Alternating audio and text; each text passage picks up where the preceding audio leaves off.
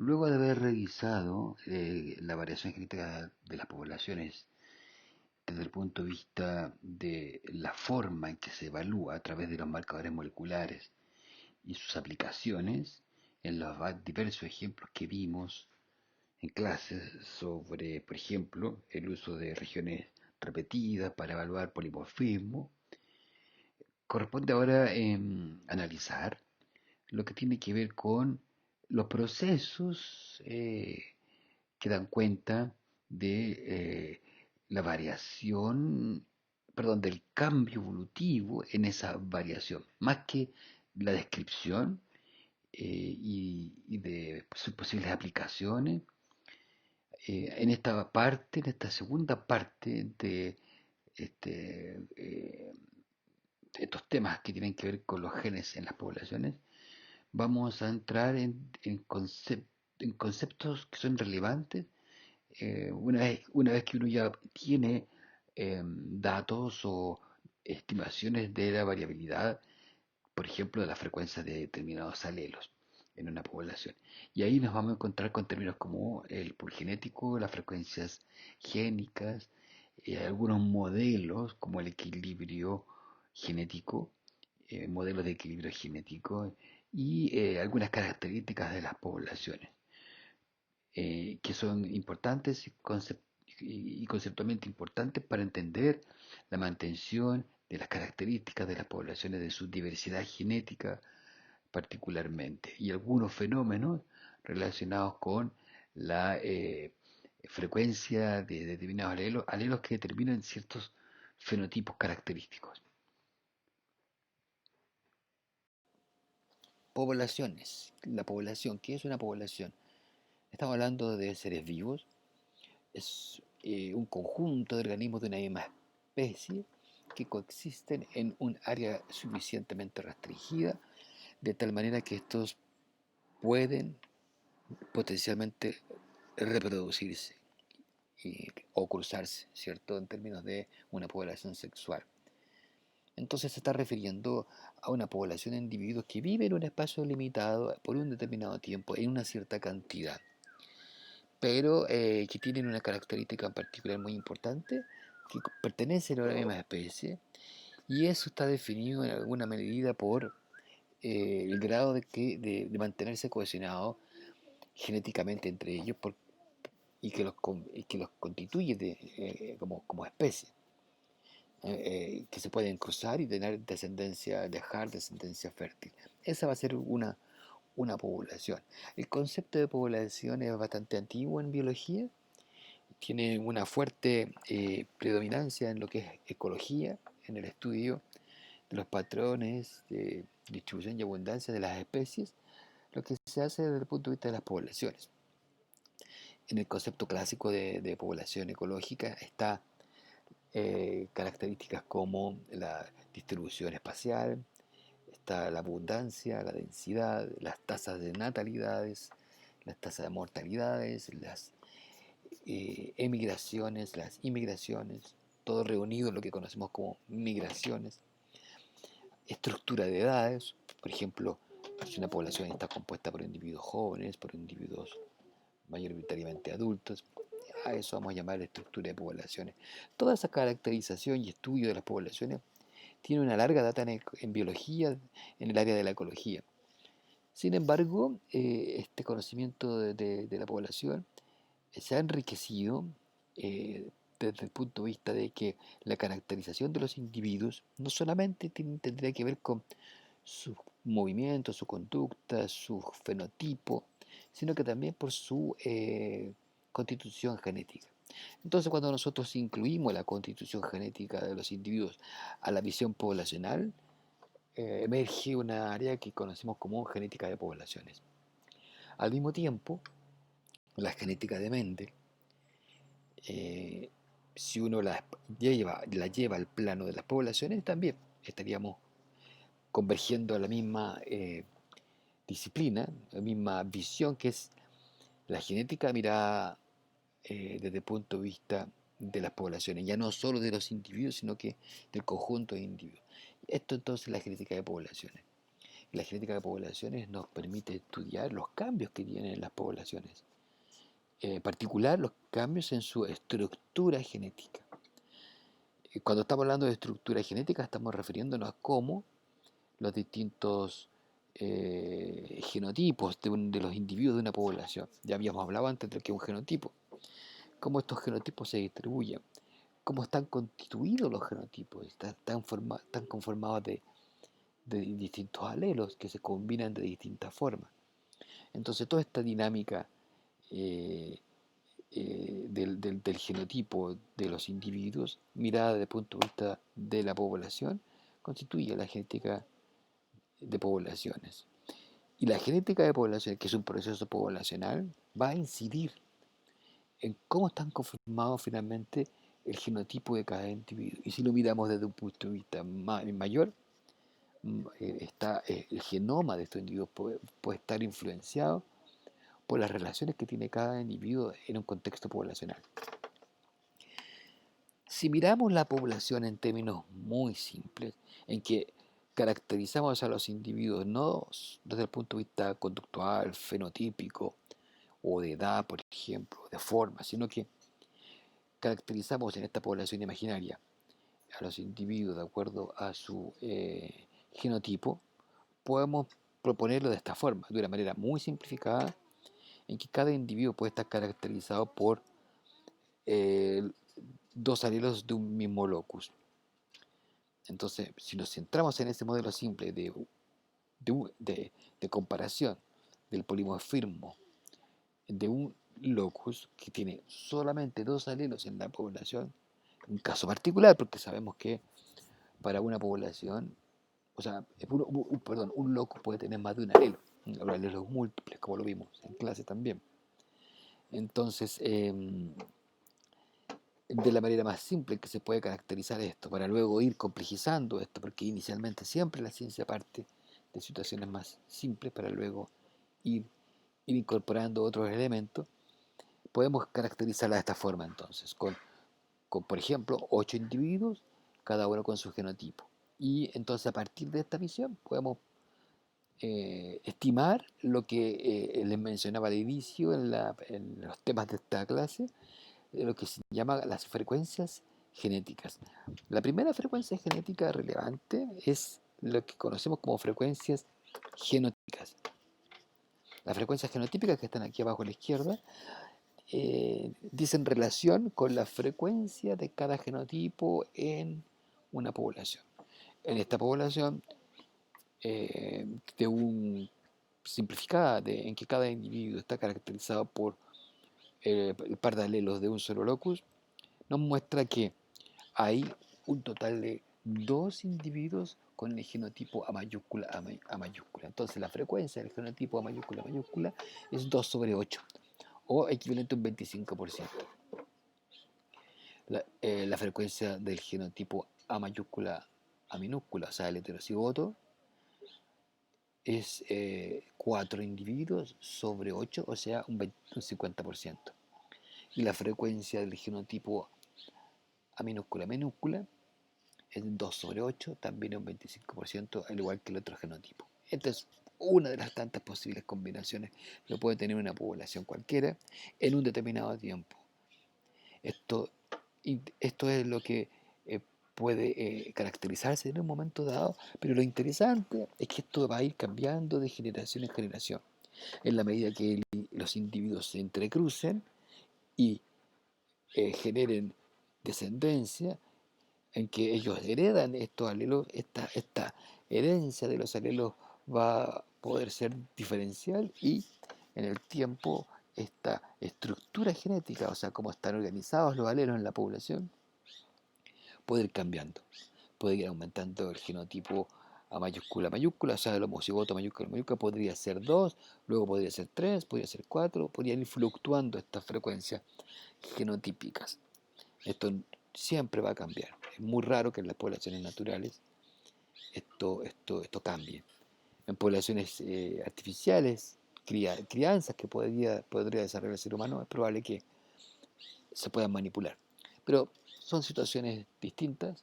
Lo que importa acá es que de esta forma esto se puede caracterizar, se puede cuantificar y es una medida del cambio que podrían tener, sufrir estas poblaciones en el tiempo. Eh, es considerar a los alelos de la población, es mirar desde el punto de vista de los alelos, no de los genotipos, sino que meramente de cada tipo de alelo. Entonces, en ese sentido, nosotros podemos tener aquí que podemos mirar la frecuencia del alelo A mayúscula y del alelo A minúscula independiente de qué individuo los posea.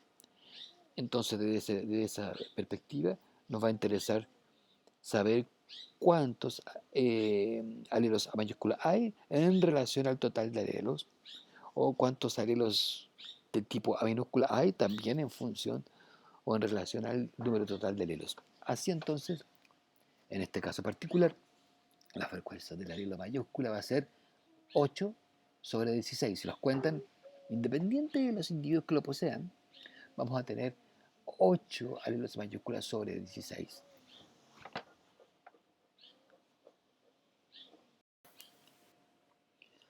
Y respecto de la frecuencia del alelo A minúscula, vamos también a tener al mismo tiempo 8 sobre 16, o sea, también un 50%. No podía ser de otra forma. Ambos tienen que sumar 100%. Lo mismo ocurre con las frecuencias genotípicas, que también deben sumar la frecuencia de los genotipos un 100%. Las frecuencias alélicas también deben sumar un 100%. Bueno, eso es entonces la, la caracterización en términos de frecuencia de las poblaciones, de estas frecuencias genéticas, por un lado las genotípicas y por otro lado las alélicas. Las alélicas también se les llama frecuencias génicas, que es similar a frecuencias alélicas, frecuencias génicas, se le pueden llamar de la misma forma, pero para distinguirlas es más claro hablar de frecuencias alélicas, al menos en mi preferencia hablar de frecuencias alélicas. Entonces, formalmente las frecuencias génicas están divididas en las frecuencias genotípicas, que es la proporción de un determinado genotipo dentro de una población, y en tanto que la frecuencia génica o alélica es la proporción de un alelo de un gen en una población, de un locus. Acá no quiero entrar mucho en este detalle, pero quiero que ustedes lo analicen con cuidado, que cómo es que se calculan. En el fondo, aquí, ya esa definición que dimos de frecuencia genotípica, podemos estimar esa frecuencia de una manera simple. Y acá hay un ejemplo que también es bien ilustrativo, que se refiere al grupo sanguíneo MN, el cual está basado en la presencia de alelos M o N. MM va a ser el genotipo homocigoto, el NN el genotipo homocigoto también, y el MN el heterocigoto. Entonces, si nosotros observamos que hay 36 individuos MM, 48 individuos MN y 16 individuos NN en esa población de 100 individuos, claramente ellos corresponderán a un 36%, un 48%, un 16%. Es una situación bastante simple en el caso que justo estemos analizando 100 individuos. ¿Okay? En el grupo sanguíneo MN es muy fácil la genotipificación porque es visible o se puede marcar, digamos, la presencia de este MIN. El MIN tiene que ver con algunas proteínas de membranas de glóbulos rojos. Algo importante también es que se han establecido ciertas convenciones en genética de poblaciones, y es que, como vimos hace un rato, estos debieran sumar 1, ¿cierto? Debiera sumar 1 la frecuencia del genotipo. En el caso particular del genotipo, la frecuencia genotípica PQR van a estar refiriéndose a, en el caso de P, a la frecuencia de un genotipo que es homocigoto para uno de los alelos, el Q el heterocigoto y el R el homocigoto del otro alelo. Son simples convenciones. Respecto de las frecuencias alélicas, También para el mismo caso del grupo sanguíneo, acá nos podemos centrar entonces en la frecuencia de cada alelo, el alelo M o el alelo N. Como son 100 individuos, cada uno tiene dos alelos, vamos a tener entonces que hay un total de 200 alelos. Y del homocigoto, si sabemos que hay 36 individuos que son grupo M, o sea, hay 36 individuos MM, esos 36 individuos, que cada uno tiene dos alelos MM, van a aportar en total 72 alelos M, y el homocigoto, perdón, el heterocigoto MN, que hay un total de 48 individuos, va a aportar con justamente 48 alelos M, que en total suman 120 alelos M en la población. En tanto que para el alelo N, sabemos que en la población hay un total de 16 individuos con el grupo N sanguíneo, entonces son homocigotos NN, son 16 individuos, ¿cierto? Por 2 van a ser entonces 32 alelos NN que va a aportar a los individuos del grupo N, y el heterocigoto también aporta, son 48 individuos, y como cada individuo tiene uno alelo N, son 48 más, lo que suma un total de 80 alelos. Entonces la frecuencia alélica de M será 120 sobre 200, lo que nos da un 60%, y la frecuencia alélica de N será 80 sobre 200, o sea, un 40%. Aquí estamos entonces hablando de las frecuencias alélicas que deben sumar 1 o 100%. En genética cuantitativa, genética también se les conoce como P y Q a estas frecuencias. La frecuencia de un alelo es P, la frecuencia del otro alelo será Q, ambas deben sumar 100% o 1. Esta es otra forma de graficar el cálculo de la frecuencia génica, bien clásico también. Para este mismo ejemplo de los alelos MN, en que uno puede confeccionar una tabla, en que en la primera fila uno tiene números de individuos con ese determinado genotipo, y en la segunda y tercera fila están los genotipos, los alelos que aporta cada genotipo. El genotipo MM son 36 individuos, aportarán con 72 alelos. El caso del heterocigoto MN, hay 48 individuos, aportará con 48 entonces alelos M. El genotipo NN son 16 individuos NN que no poseen alelo M, entonces aportará con 0 alelos M. Entonces la frecuencia, la cantidad, el número de alelos M va a ser 72 más 48 igual a 120. Lo mismo podemos hacer para el alelo N, donde aquí es a la inversa. Hay 36 individuos MM que aportan 0 alelo N. El heterocigoto son 48 individuos heterocigotos, entonces aportará con 48 alelos N. Y el genotipo homocigoto NN aportará con 32 porque son 16 individuos NN, cada uno aporta 2. Total nos da 80 y nuevamente podemos hacer el cálculo anterior, que es 120 sobre 200 y 80 sobre 200, 60 y 40% respectivamente. Respecto de las frecuencias alélicas también podemos calcular de otra forma, que es basado en las frecuencias de los genotipos. Por ejemplo, hay un 36% de genotipos MM, un 48% de genotipos MN y un 16% de individuos NN, o sea, esa es la frecuencia genotípica. En función de estos valores de frecuencias genotípicas, podemos rápidamente calcular las frecuencias alélicas bajo digamos, siguiendo una fórmula, que es que la frecuencia va a estar determinada alélica va a estar determinada por el número de genotipos más la mitad de los heterocigotos.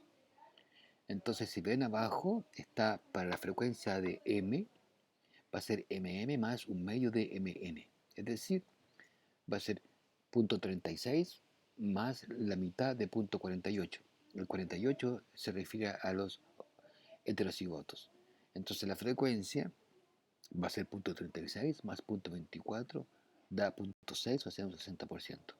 Para la frecuencia del alelo N va a ser también la frecuencia de los homocigotos, MNN, más la mitad de la frecuencia, estamos hablando de frecuencias genotípicas, del genotipo MN. O sea, la frecuencia genotípica de NN.16 más la mitad de la frecuencia del heterocigoto, que es 48 dividido por 2, va a ser 24. Entonces, 10.16 más 0.24 da 0.4, o sea, un 40%. Otra manera simple de hacerlo. Eso sería entonces lo que tiene que ver con el cálculo de frecuencias genotípicas y frecuencias alélicas de una población para una situación bastante simple. Ahora, ¿qué ocurre con las frecuencias de alelos alélicas en una población y las frecuencias genotípicas de una población? Y acá vienen los aspectos más interesantes, que tiene que ver con que estas frecuencias varían entre poblaciones. Fíjense ustedes en este cuadro que se muestran las poblaciones de seres humanos de distintas localidades, distintas ubicaciones en el mundo. Tenemos las frecuencias genotipos por un lado y las frecuencias alélicas por otro lado. Entonces las frecuencias, y este es el caso de datos reales para los grupos sanguíneos M y N, la frecuencia de los genotipos de la población de esquimales, de indios de Norteamérica, caucásicos de Norteamérica, afroamericanos, aborígenes Ainu de Japón y aborígenes australianos. Entonces nosotros tenemos acá distintas frecuencias genotípicas. Varía, eso es muy importante. Para un determinado locus, sus alelos nos van a ser iguales en todas las poblaciones.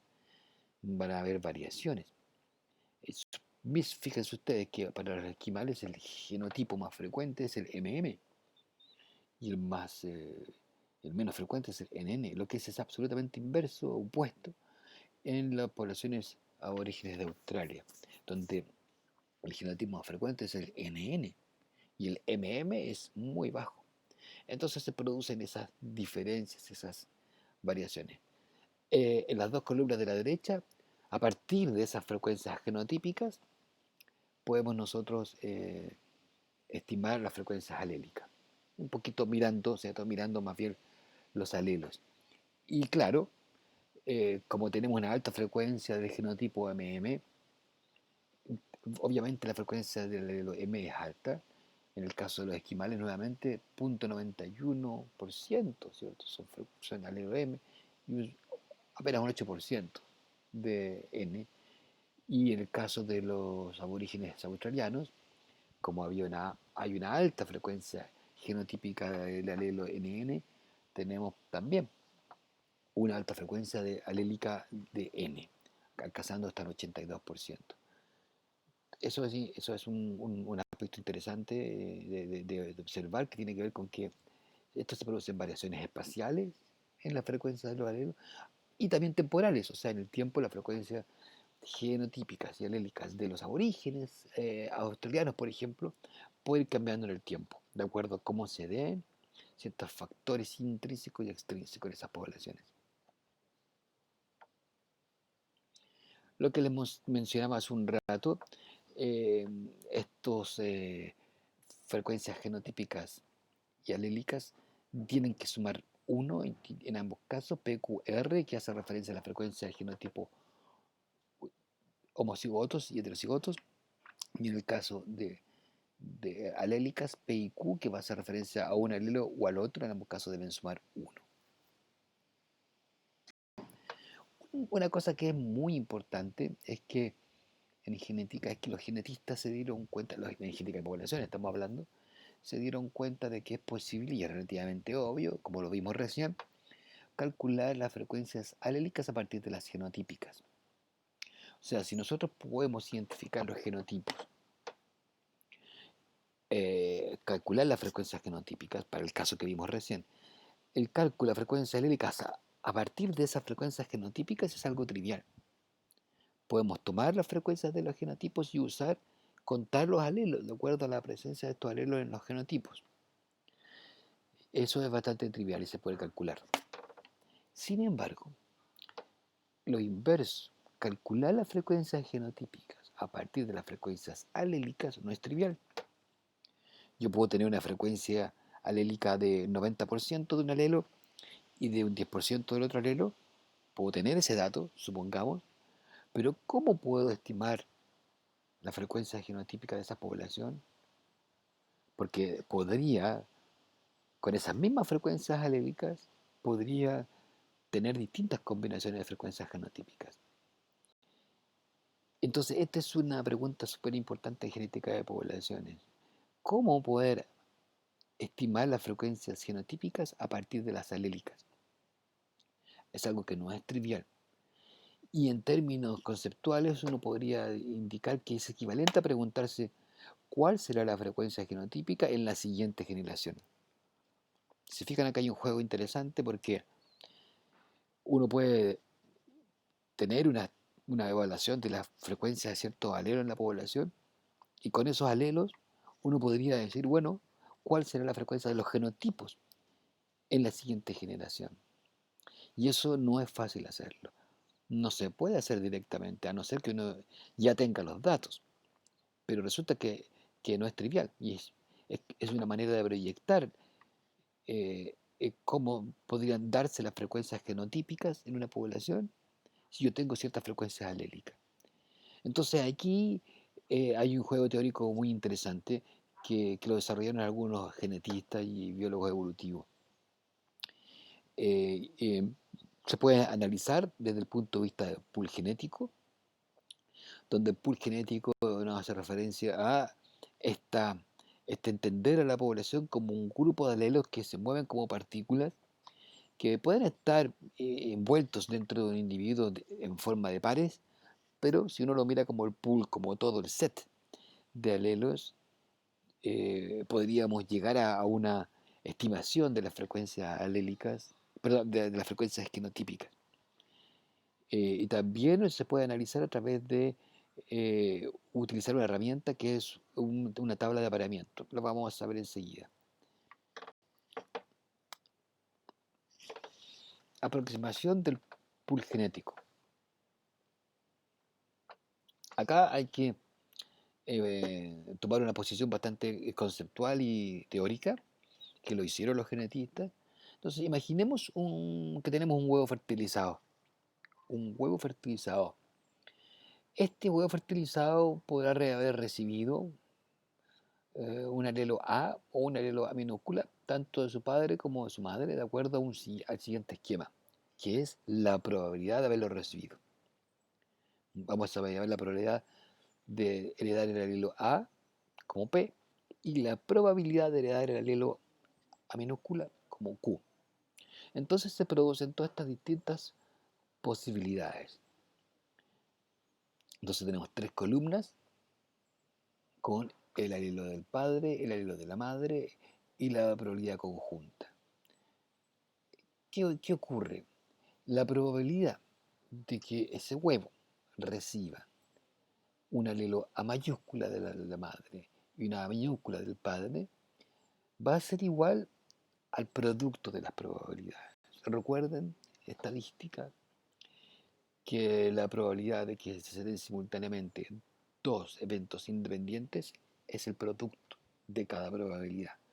Entonces vamos a tener que la probabilidad de heredar el padre A, o sea, perdón, de heredar el alelo A mayúscula del padre y que al mismo tiempo herede un alelo A mayúscula de la madre va a ser P por P. Ya habíamos definido antes que esa probabilidad de recibir el alelo A independiente si el padre o de la madre va a ser P.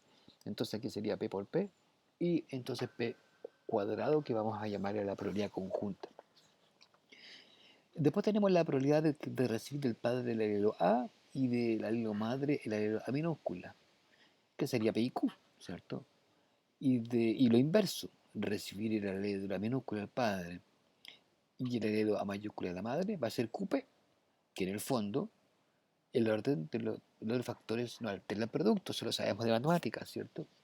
Entonces va a ser en un caso P por Q o Q por P. Entonces, para el caso de recibir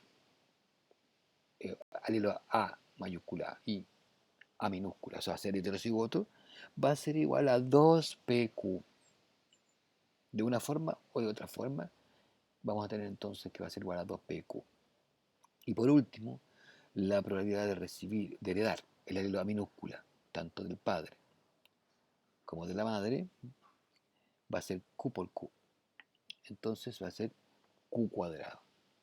Esto es entonces una visión, un análisis de, de cuáles podrían ser las probabilidades de recibir dos alelos a mayúscula, o sea, tener el genotipo mayúscula mayúscula, o tener el genotipo heterocigoto a minúscula a mayúscula, o el genotipo a minúscula minúscula. En términos probabilísticos enteramente azarosos, serían esas probabilidades: p cuadrado, 2pq, q cuadrado. Entonces, con los valores de p y q se pueden calcular las frecuencias genotípicas, las que serán, lo vuelvo a mencionar, p cuadrado para el genotipo AA mayúscula, 2pq para el genotipo heterocigoto a mayúscula a minúscula y q cuadrado para a minúscula minúscula. Esto sería entonces lo que mencionamos hace un rato, una respuesta a la pregunta cómo estimar la frecuencia de los genotipos a partir de las alélicas. Y esta respuesta la hemos dado considerando un proceso enteramente azaroso, donde la probabilidad de recibir un alelo es un proceso enteramente al azar, como si fuesen partículas. Esta idea no viene de la nada, no es un invento mío ni reciente. Es en realidad la propuesta de dos investigadores que conocemos ahora como el modelo de Hardy-Weinberg. Estos investigadores sostuvieron que uno podría plantear un modelo así de teórico y podría pensar que esta forma en que se establecen las frecuencias genotípicas genotípicas y alílicas de una población podría mantenerse en el tiempo y ser estables a través de las distintas generaciones. Ese es el modelo de equilibrio de Hardy-Weinberg. Acá están ellos, Hardy y a la izquierda y Weinberg a la derecha. Ambos generaron este concepto de estimar o respondieron a la pregunta, ¿cierto?, de cómo estimar las frecuencias genotípicas a partir de las alélicas, incluyendo la matemática y la biología para responder a esta pregunta. Esto equivale a lo que en química se llama el modelo de los gases ideales. ¿Por qué equivale? Porque también es un modelo, también es algo teórico, también es algo que se basa en un montón de supuestos, que se basa en que hay procesos que están ocurriendo de una manera determinada y específica que asumimos verdadera. En el caso del modelo Hardy-Weinberg, estamos asumiendo que es enteramente azaroso y entre otras cosas. Quiero ejemplificar esto con el caso del modelo de gases ideales. ¿Por qué? El modelo científico es una representación abstracta, conceptual, gráfica o visual, física de fenómenos, sistemas o procesos a fin de analizar, describir, explicar, simular una situación. En general, explorar, controlar y predecir esos fenómenos o procesos. Entonces, los modelos son esa forma abstracta de representar un modelo. Y el modelo va a tener ciertas características que vamos a asumir, que tenemos que estar conscientes de que son supuestas, pero lo bueno del modelo, de todos los modelos en biología, es que debemos utilizarlo como un referente conceptual que se debería dar si pasan ciertas cosas, cosas que sabemos que podrían ocurrir.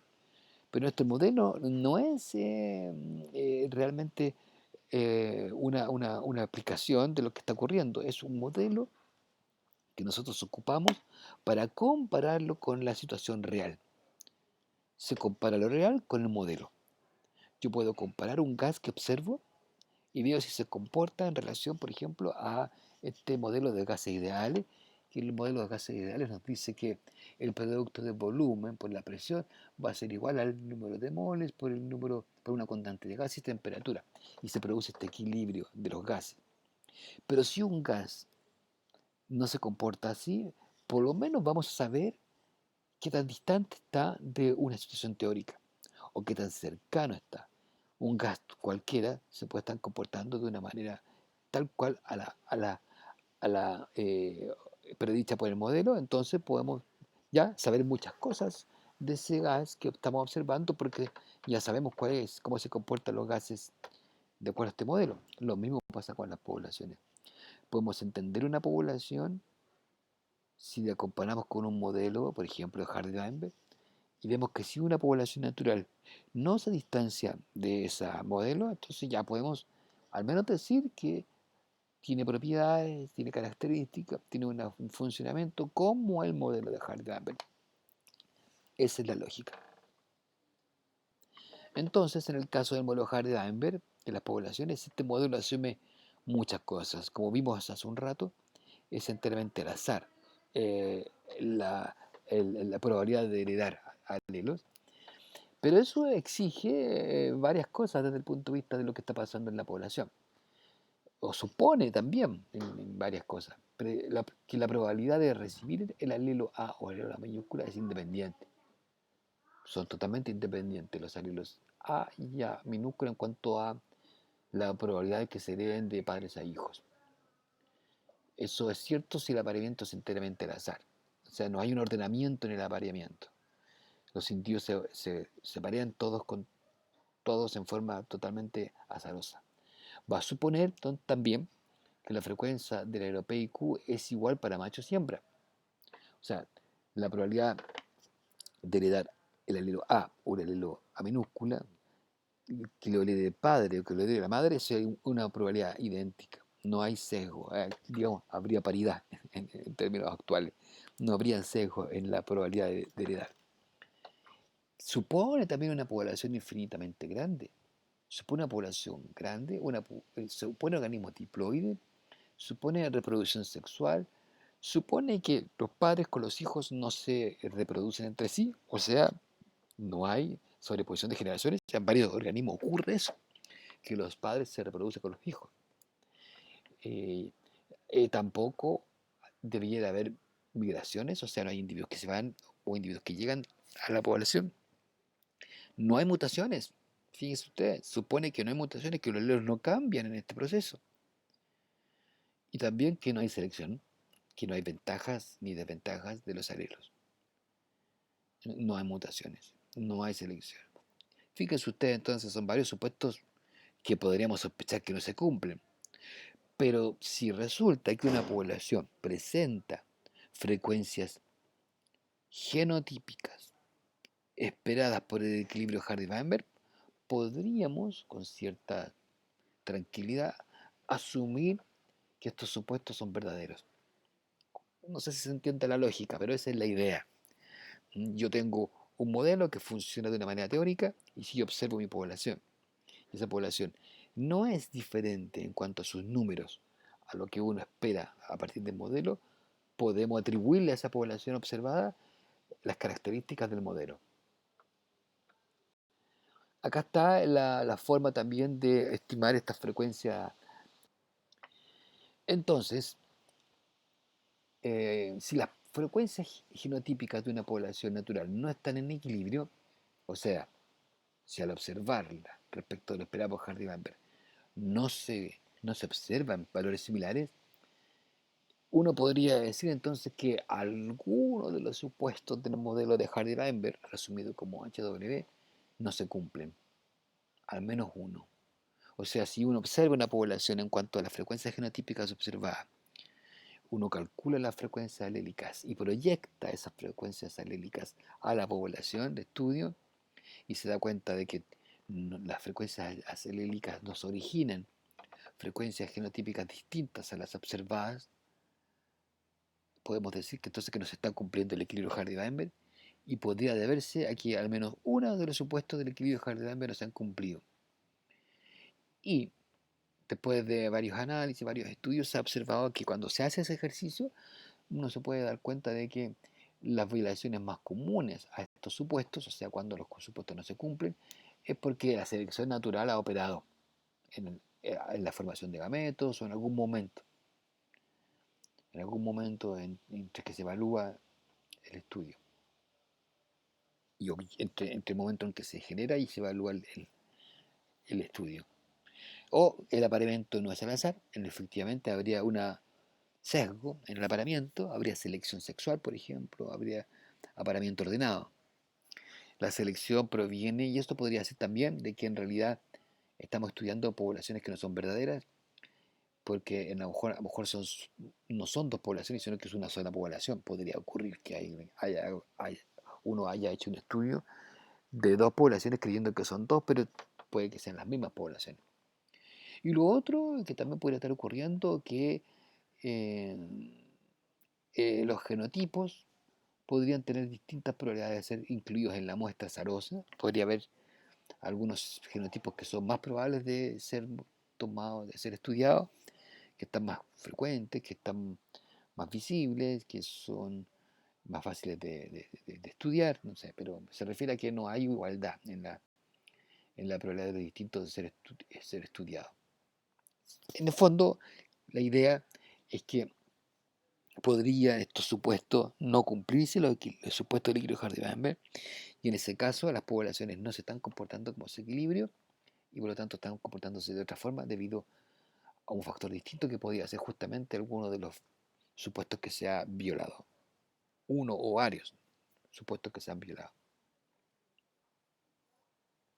Si miramos la población en términos muy simples, en que caracterizamos